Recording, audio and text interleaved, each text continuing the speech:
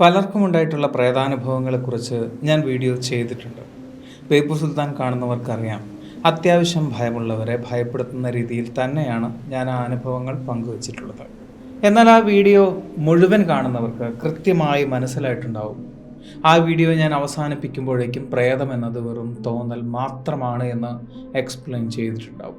എന്നിട്ടും ഒരുപാട് പേർ എന്നോട് ചോദിക്കുന്നു, എന്തുകൊണ്ട് ഇപ്പോഴും പ്രേത വീഡിയോകൾ ചെയ്യുന്നില്ല എന്ന്. ഈ കഴിഞ്ഞ ദിവസവും അതുപോലൊരു മെസ്സേജ് എന്നെ തേടി വന്നിരുന്നു. അത്തരത്തിൽ ഒരുപാട് അനുഭവങ്ങൾ എന്നെ തേടി വരാറുണ്ട്. പക്ഷേ ഇതിന് ഒരല്പം വ്യത്യസ്തത ഉണ്ടായിരുന്നു. അത് മാത്രമല്ല, അതേക്കുറിച്ച് അന്വേഷിച്ചപ്പോൾ അതിൽ ചില സത്യങ്ങളുണ്ട് എന്നെനിക്ക് മനസ്സിലാവുകയും ചെയ്തു. സംഭവം നടക്കുന്നത് നമ്മുടെ കണ്ണൂരാണ്. കണ്ണൂരുള്ള സെൻറ്റ് ആഞ്ചലോ ഫോർട്ടിൽ വെച്ച്. പത്തനംതിട്ടയിൽ നിന്നും കുറച്ച് സുഹൃത്തുക്കൾ ഒരു ട്രിപ്പിൻ്റെ ഭാഗമായി കണ്ണൂരിലുള്ള സെൻറ്റ് ആഞ്ചലോ ഫോർട്ടിലേക്ക് വന്നതാണ്.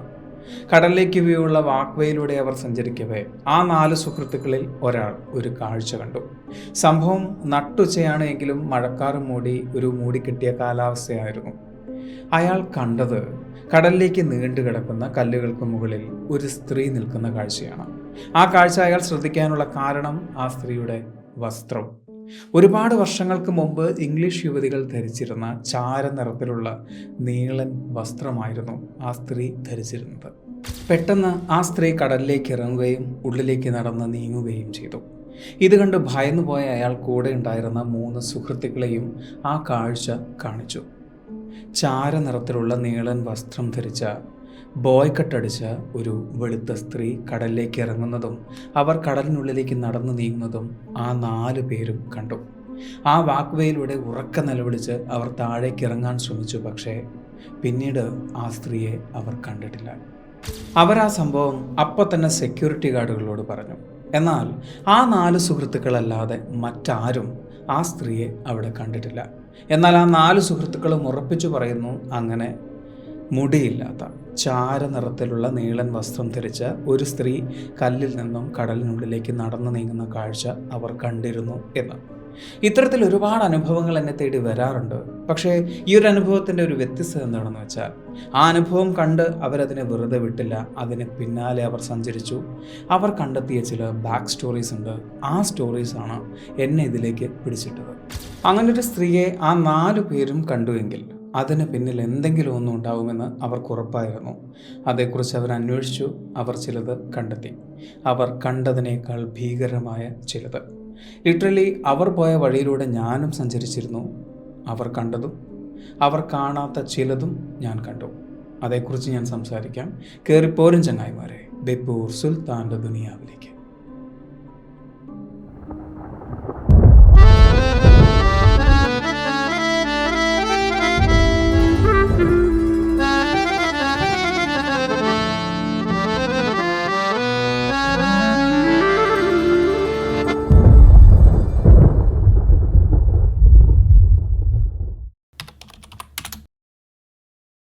ആ 4 സുഹൃത്തുക്കൾക്കുമുണ്ടായ പ്രേതാനുഭവം അങ്ങനെ വിളിക്കാൻ പറ്റുമോ എന്ന് അവർക്ക് തന്നെ ആ സമയത്ത് ഉറപ്പുണ്ടായിരുന്നില്ല. ഒരു പാരാനോർമൽ എക്സ്പീരിയൻസ് അങ്ങനെ വേണമെങ്കിൽ പറയാം.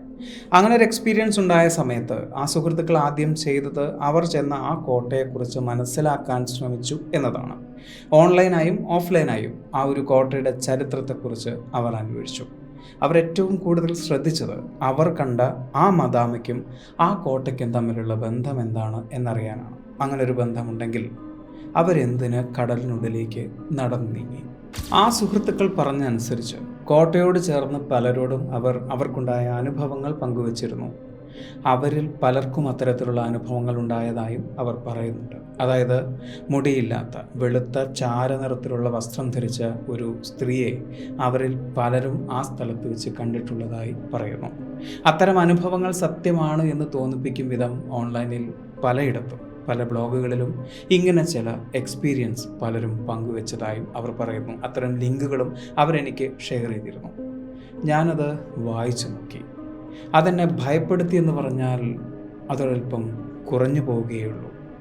ആ ആർട്ടിക്കിളുകൾ പറയുന്നു, സെൻറ്റ് ആഞ്ചലസ് കോട്ടയുടെ ചുവരുകൾക്കുള്ളിൽ വെറും പ്രേതകഥകൾ മാത്രമല്ല ഒളിഞ്ഞിരിക്കുന്നത് എന്നും ഒരു കാലത്ത് ഇതിൻ്റെ കൽച്ചുവരുകൾക്കുള്ളിൽ മനുഷ്യരെ ജീവനോടെ പൂഴ്ത്തിയിരുന്നു എന്നതിന് ഇപ്പോഴും ചരിത്രപരമായ തെളിവുകളുണ്ട് എന്നുമാണ്. കോട്ടയുടെ ഒരു പഴയ മുറിയുടെ കട്ടിപൂശിയ കൽച്ചുമരുകൾ തൊഴിലാളികൾ ചുറ്റിക കൊണ്ട് അടിച്ചു പൊളിച്ചു. പെട്ടെന്ന് ആ ചുമരിൻ്റെ വിടവിലൂടെ താഴേക്ക് അടർന്നു വീണത് 3 അസ്ഥികൂടങ്ങളായിരുന്നു. ചുമരിനുള്ളിലെ ഇടുങ്ങിയ അറയിൽ ശ്വാസം മുട്ടി മരിച്ച നിലയിലായിരുന്നു അവ. അതിൽ 2 പുരുഷന്മാരുടെയും 1 സ്ത്രീയുടെയുമായിരുന്നു. അതിലുമേറെ ഭയപ്പെടുത്തിയ ഒരു കാര്യം, വർഷങ്ങൾ കഴിഞ്ഞിട്ടും ആ സ്ത്രീയുടെ അസ്ഥികൂടത്തിന് മുകളിലെ ചാര നിറത്തിലുള്ള ഒരു തുണി ഇപ്പോഴും ദ്രവിക്കാതെ അവശേഷിക്കുന്നുണ്ട് എന്നതാണ്. ആ കോട്ടയിലെ പല ഭാഗങ്ങളും ഇരുമ്പ് ഗേറ്റിട്ട് പൂട്ടിയ നിലയിലാണ്. അവിടെ നിന്നും ചില അട്ടഹാസങ്ങളും നിലവിളികളും കേൾക്കാറുണ്ട് എന്ന് പലരും പറയുന്നതായി ഒരു ഓട്ടോ ഡ്രൈവർ അവരോട് പറഞ്ഞിരുന്നു. ഓൺലൈനിൽ ഒരു വേർഡ് പ്രസ് ബ്ലോഗിൽ കാലങ്ങൾക്ക് മുമ്പ് ഇതേ കോട്ടയിൽ ഒരു എക്സോസിസം നടന്നു എന്നതിൻ്റെ കഥയും നമുക്ക് വായിക്കാൻ കഴിയും. അതിൻ്റെ എല്ലാം ലിങ്കുകൾ എനിക്ക് അയച്ചുകൊണ്ട് തന്നെയാണ് ഈ സുഹൃത്തുക്കൾ അവർക്കുണ്ടായ അനുഭവങ്ങൾ എന്നോട് പങ്കുവയ്ക്കുന്നത്. ഇവിടെ നിന്നും ഏതാനും കിലോമീറ്ററുകൾ മാത്രം അകലെയുള്ള നമ്മുടെ കണ്ണൂരിൽ വെച്ചാണ് അവർക്ക് ഇത്തരത്തിലൊരു അനുഭവം ഉണ്ടാകുന്നത്. അതുകൊണ്ട് തന്നെ അവർക്കുണ്ടായ പ്രേതാനുഭവത്തെക്കുറിച്ചും ആ കോട്ടയെക്കുറിച്ചും ഞാനൊന്ന് അന്വേഷിച്ചു, ചിലത് കണ്ടെത്തുകയും ചെയ്തു.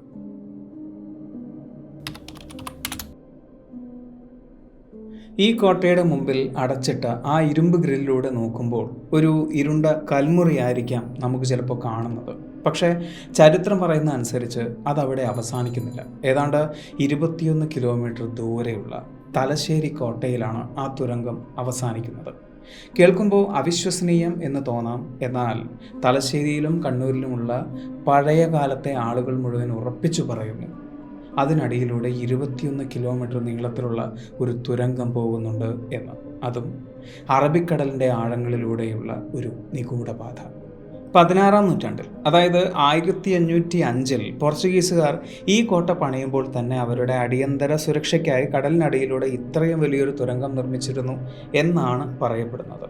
അക്കാലത്ത് കേരളത്തിൻ്റെ തീരപ്രദേശങ്ങൾ പിടിച്ചെടുക്കാൻ വിദേശ ശക്തികൾ തമ്മിൽ കടുത്ത യുദ്ധങ്ങൾ നടന്നിരുന്നു. പോർച്ചുഗീസുകാർ പണിത കോട്ട പിന്നീട് ഡച്ചുകാരും അതിനുശേഷം ബ്രിട്ടീഷുകാരും പിടിച്ചെടുക്കുകയായിരുന്നു. ഈ യുദ്ധങ്ങളിലെല്ലാം ശത്രുക്കളുടെ കണ്ണ് വെട്ടിച്ച് അതിവേഗം സൈനികരെയും വൻ ആയുധശേഖരവും ഒരു കോട്ടയിൽ നിന്നും മറ്റൊന്നിലേക്ക് മാറ്റാൻ അവർ ഉപയോഗിച്ചിരുന്നത് കടലിനടിയിലുള്ള ഈ രഹസ്യപാതയായിരുന്നു എന്നാണ് പറയപ്പെടുന്നത്. കോട്ടകളിൽ ഒന്നിനു നേരെ കനത്ത ആക്രമണമുണ്ടായാൽ രാജാവിനും മറ്റുള്ളവർക്കും രഹസ്യമായി തലശ്ശേരിയിലേക്ക് രക്ഷപ്പെടാനും ഈ വഴി സഹായിച്ചിരുന്നതായി പറയപ്പെടുന്നു. അപ്പോഴും ഒരു ചോദ്യം നിലനിൽക്കുന്നു. അതായത്, ഇന്നത്തെ അത്രയും സാങ്കേതിക വിദ്യ വികസിക്കാത്ത കരികല്ലുകൊണ്ടും ചെങ്കല്ലുകൊണ്ടും മാത്രം കോട്ടകൾ നിർമ്മിച്ചിരുന്ന ആ കാലത്ത് ആഴക്കടലിനടിയിലൂടെ തിരമാലകളെ തോൽപ്പിച്ച് വെള്ളത്തിൻ്റെ മർദ്ദത്തെ തോൽപ്പിച്ച് 21 കിലോമീറ്റർ രഹസ്യമായ തുരങ്കം അവരെങ്ങനെ നിർമ്മിച്ചു? അതോ അവർക്കതിന് കഴിഞ്ഞിരുന്നു?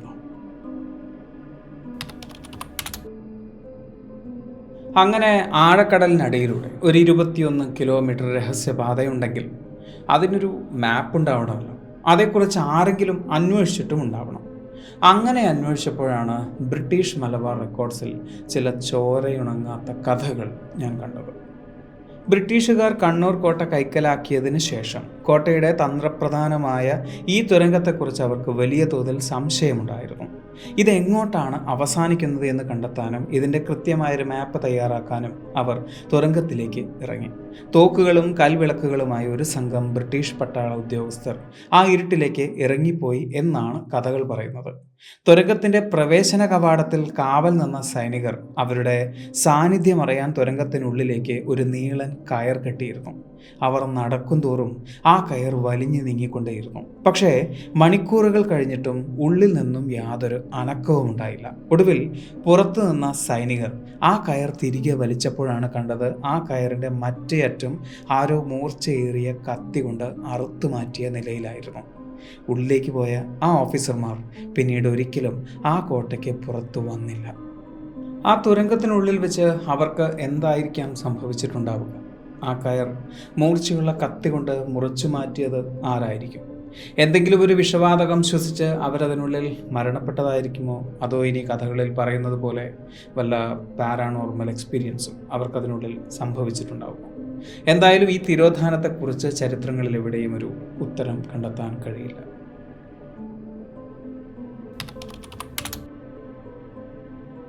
ആ തുരങ്കത്തിൽ അകപ്പെട്ടു പോയവരെ വിഴുങ്ങിയത് അതിനുള്ളിലെ കൂരിരുട്ടല്ല, അതിലും വലിയൊരു നിഗൂഢതയായിരുന്നു.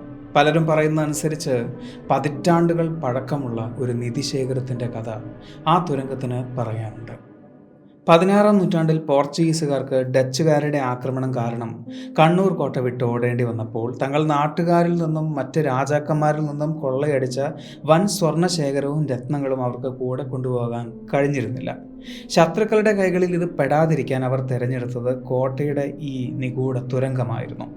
തുരങ്കത്തിൻ്റെ ഏതോ ഒരു രഹസ്യ അറയ്ക്കുള്ളിൽ വലിയ മരപ്പെട്ടികളിലാക്കി അവർ ആ നിധി ഒളിപ്പിച്ചു വെച്ചു എന്നാണ് വിശ്വസിക്കപ്പെടുന്നത്. തങ്ങൾ ഒളിപ്പിച്ചു വെച്ച നിധി ആരും തൊടാതിരിക്കാൻ അവർ ഭീകരമായ ചില മന്ത്രവാദങ്ങളും രക്തബലികളും ആ തുരങ്കത്തിൽ നടത്തിയിരുന്നു എന്നും പറയപ്പെടുന്നുണ്ട്. ആ ബലിമൃഗങ്ങളുടെയും മനുഷ്യരുടെയും ശാപമാണ് ആത്മാക്കളായി ഇന്നും ആ തുരങ്കത്തിന് ചുറ്റും കറങ്ങുന്നത് എന്നാണ് ഒരു വലിയ വിഭാഗം ആളുകളും ഇന്നും വിശ്വസിക്കുന്നത്. കാലങ്ങൾക്ക് ശേഷം നിധി തേടി പലരും തുരങ്കത്തിനുള്ളിലേക്ക് പോയിരുന്നു. അങ്ങനെ പലർക്കും മാനസിക നില തെറ്റിയതായും പലരും മരണപ്പെട്ടതായും കഥകൾ പറയുന്നുണ്ട്. ഇപ്പോഴും അവിടെ പലരും കേട്ടിട്ടുള്ള നിഗൂഢമായ അലർച്ചയും കരച്ചിലുമെല്ലാം അങ്ങനെ ബലി നൽകപ്പെട്ട പലരുടെയും ആത്മാക്കളുടേതാണ് എന്നും വിശ്വസിക്കപ്പെടുന്നുണ്ട്. അങ്ങനെയൊരു നിധിശേഖരം ആ തുരങ്കത്തിനുള്ളിലുണ്ട് എങ്കിൽ എന്തുകൊണ്ട് അതേക്കുറിച്ച് ആളുകൾ ആരും അന്വേഷിക്കുന്നില്ല? പുരാവസ്തു വകുപ്പ് ഇപ്പോഴും ആ കോട്ട വലിയ കമ്പികൾ വെച്ച് വെൽഡ് ചെയ്ത് പൂട്ടിയിരിക്കുന്നത് എന്തുകൊണ്ടായിരിക്കും? അവരെന്താണ് ഈ മറച്ചു വെക്കാൻ ശ്രമിക്കുന്നത്? ഇത്തരത്തിലുള്ള ചോദ്യങ്ങളുടെ ഉത്തരമാണ് നമുക്കിനി കണ്ടെത്തേണ്ടത്.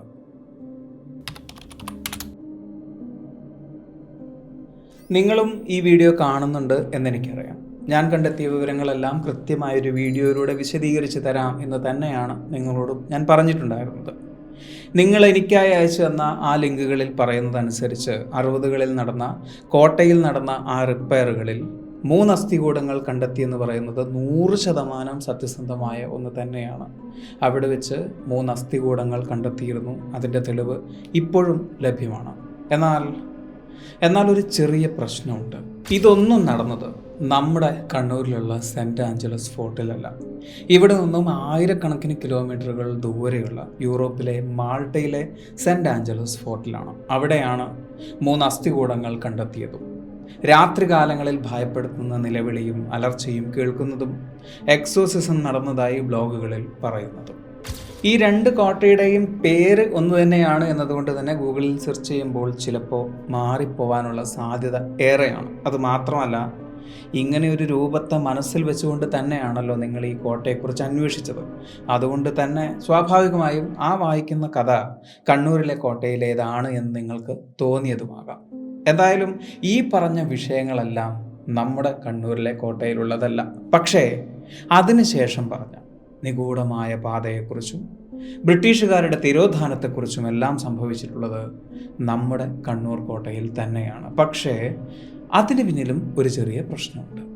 ശാസ്ത്രീയമായും ഭൂമിശാസ്ത്രപരമായും നോക്കിയാൽ അറബിക്കടലിൻ്റെ അടിത്തട്ടിലൂടെ കിലോമീറ്ററുകളോളം നീളത്തിലൊരു തുരങ്കം പണിയുക എന്നത് 16-ാം നൂറ്റാണ്ടിലെ സാങ്കേതിക വിദ്യ വെച്ച് ചിന്തിക്കാൻ പോലും കഴിയാത്തൊരു കാര്യമാണ്. യഥാർത്ഥത്തിൽ ഇതൊരു എസ്കേപ്പ് റൂട്ട് മാത്രമാണ്.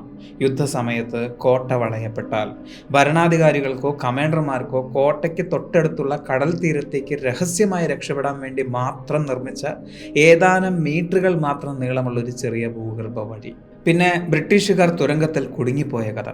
അത് രസമുള്ളൊരു കഥയാണ്. പക്ഷേ അങ്ങനെയൊന്ന് സംഭവിച്ചതിന് തെളിവുകളൊന്നും തന്നെയില്ല. ഇതേ സ്റ്റോറി പത്മനാഭസ്വാമി ക്ഷേത്രത്തിലെ ബി നിലവറയെക്കുറിച്ചും ഓൺലൈനിൽ നമുക്ക് വായിക്കാം. കയർ കെട്ടി താഴേക്ക് ഇറങ്ങുകയും ശേഷം അറുത്തുമാറ്റിയ കയറിൻ്റെ അറ്റം കണ്ടെത്തുകയും ചെയ്യുന്നത് കഥകൾ വായിക്കുന്നവർക്കൊരു ക്ലീഷേ തന്നെയാണ്. പിന്നെ എന്തിനാണ് പുരാവസ്തു വകുപ്പ് ഈ കോട്ടയുടെ പല ഭാഗങ്ങളും ആളുകൾക്ക് സഞ്ചരിക്കാൻ പറ്റാത്ത രീതിയിൽ വലിയ കമ്പികൾ ഉപയോഗിച്ച് വെൽഡ് ചെയ്ത് പൂട്ടിയിരിക്കുന്നത്? അതിന് പ്രധാനമായും 2 കാരണങ്ങളാണ് പറയപ്പെടുന്നത്.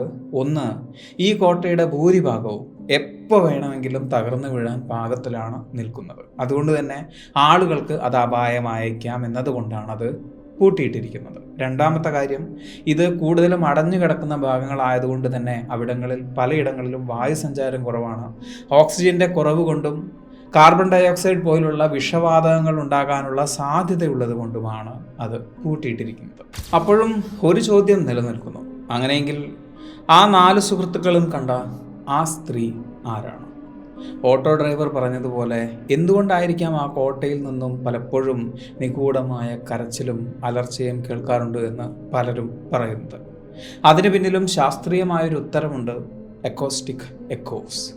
അറബിക്കടലിനോട് ചേർന്ന് നിൽക്കുന്ന കോട്ടയായതുകൊണ്ട് തന്നെ പുറത്തെ ശക്തമായ കടൽക്കാറ്റും തിരമാലകളുടെ ശബ്ദവും ഈ ചെറിയ തുരങ്കത്തിൻ്റെ ഉള്ളിലേക്ക് അടിച്ചു കയറും. ഒരു വലിയ പൈപ്പിലൂടെയോ വിടവിലൂടെയോ കാറ്റ് ശക്തമായി കടന്നു പോകുമ്പോൾ ഉണ്ടാകുന്ന ഒരു വിസിലിംഗ് ശബ്ദമുണ്ടല്ലോ, അത് ഈ ഇടുങ്ങിയ കൽത്തുരങ്കത്തിനുള്ളിലൂടെ പ്രതിധ്വനിക്കുമ്പോൾ അത് സ്ത്രീകളുടെ നിലവിളിയായോ വിങ്ങലായോ ഒക്കെ തോന്നിപ്പിക്കും.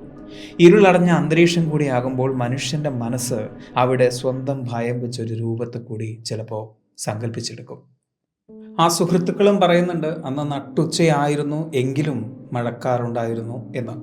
അതുപോലൊരു ഇരുണ്ട സാഹചര്യത്തിൽ ഈ ശബ്ദങ്ങൾ കൂടിയാവുമ്പോൾ സ്വാഭാവികമായും നമ്മുടെ മനസ്സ് സൃഷ്ടിക്കുന്ന ചില സങ്കല്പങ്ങളുണ്ടാകും. അങ്ങനെ ഉണ്ടാക്കിയെടുത്തൊരു രൂപം മാത്രമായിരിക്കാം ചിലപ്പോൾ ആ സ്ത്രീ രൂപം. ഇനി അതല്ല എങ്കിൽ ചിലപ്പോൾ ആ 4 പേർക്കും മാത്രം കാണാൻ കഴിഞ്ഞ, മറ്റാർക്കും കാണാൻ സാധിക്കാത്ത, നമുക്ക് വിശദീകരിക്കാൻ കഴിയാത്ത മറ്റെന്തെങ്കിലും പ്രതിഭാസമായിരിക്കാം. എന്നിരുന്നാലും പറഞ്ഞു വരുന്നത് ഒന്ന് മാത്രമാണ്: നമ്മുടെ കണ്ണൂരിലെ സെൻറ്റ് ആഞ്ചലസ് കോട്ടയിൽ ഒരു തുരങ്കമുണ്ട് എന്നത് 100% ശരിയാണ്. പക്ഷേ അവിടെ നിധിയുണ്ട് എന്നും സ്വർണമുണ്ട് എന്നും പ്രേതമുണ്ട് എന്നും രാത്രികളിൽ നിലവിളിയും അലർച്ചയും കേൾക്കുന്നുണ്ട് എന്നുള്ളതെല്ലാം ആരൊക്കെയോ സൃഷ്ടിച്ചെടുത്ത വെറും കഥകൾ മാത്രമാണ്.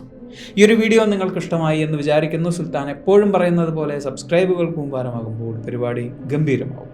അതുകൊണ്ട് സബ്സ്ക്രൈബ് ചെയ്യുക. അടുത്ത വീഡിയോയ്ക്ക് വേണ്ടി കാത്തിരിക്കുക. അതുവരെ.